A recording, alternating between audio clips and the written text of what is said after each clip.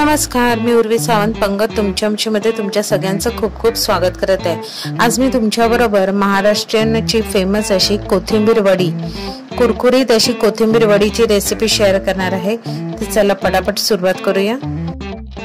कोथिंबीर वडीसाठी इथे मी एका भांड्यात 2 भांडे भरून एवढी कोथिंबीर घेतली आहे। कोथिंबीर स्वच्छ साफ करून धुवून बारीक चिरून घ्यायची आहे।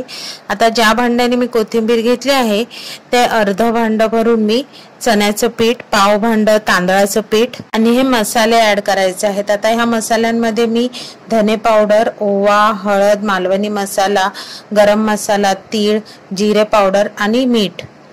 आता हे सगळे मसाले आपल्याला एक एक करून या मिश्रणात ऍड करायचे आहेत।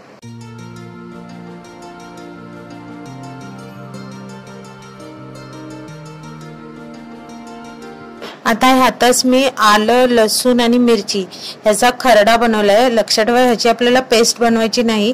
आलं, लसूण आणि मिरची आपल्या थोडं दाताखाली आलं पाहिजे आणि त्याच्यातच 2 चमचे एवढं तेल घातलं आहे आणि चवीपुरतं मीठ। आता हे सगळे जिन्नस एकत्र करून अगदी व्यवस्थित ते सगळं मिक्स करायचं आहे।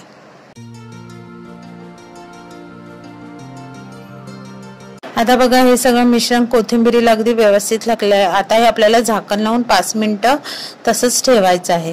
आता तुम्ही बघू शकता 5 मिनिटांनंतर हे मिश्रण तुम्हाला साधारण असं ओलसर लागेल। याचा अर्थ आपण जे मसाला आणि मीठ वगैरे घातलं आहे ते व्यवस्थित त्याला लागले। आता त्याच मिक्सरच्या भांड्यात मी अगदी पाववाटी एवढं सुरुवातीला पाणी घेतलंय आणि त्या पाण्यातच आपल्याला हे कोथिंबीरीचं वडीचं पीठ भिजवायचं आहे।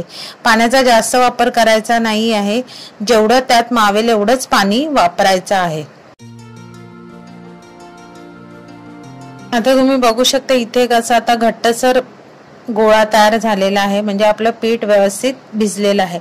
आता हे मक्याचं पीठ इथे ऍड केलंय। ऍक्च्युली हे पीठ मी मगाशीच तांदळाच्या पिठाबरोबर ऍड करायला पाहिजे होतं, पण ते माझ्याकडून राहिल्यामुळे मी ते नंतर ऍड केलंय। पण तुम्ही त्याच प्रोसेस मध्ये तांदळाच्या पिठानंतर हे मक्याचं पीठ ऍड करा।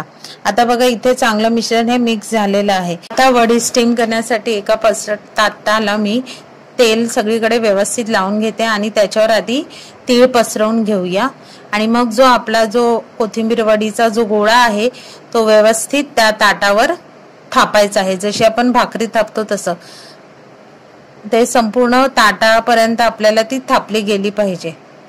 आता ही वडी थापल्यावर वरून पुन्हा आपल्याला थोडेसे तीळ ह्याला लावायचे आहेत।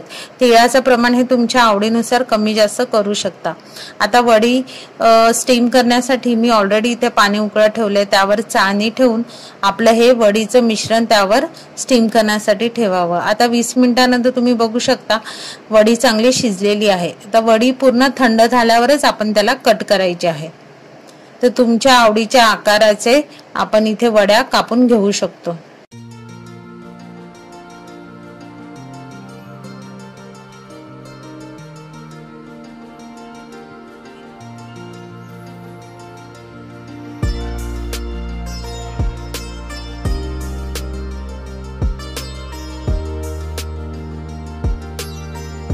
आता इथे मी आधीच तेल तापत ठेवलेलं आहे। आता ह्या कापलेल्या वड्या आपल्याला मीडियम फ्लेमवर खरपूस तळून घ्यायच्या आहेत।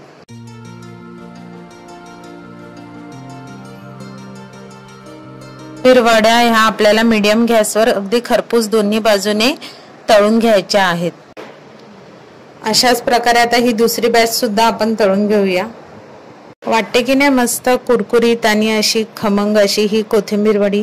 जर तुम्हाला माझी ही कोथिंबीर वडीची रेसिपी आवडली तर रेसिपीला लाईक करा, शेअर करा, कमेंट करून सांगा। चॅनलवर नवीन असाल तर चॅनलला सबस्क्राईब करा आणि नवीन व्हिडिओच्या नोटिफिकेशनसाठी बेल आयकॉनला प्रेस करायला विसरू नका।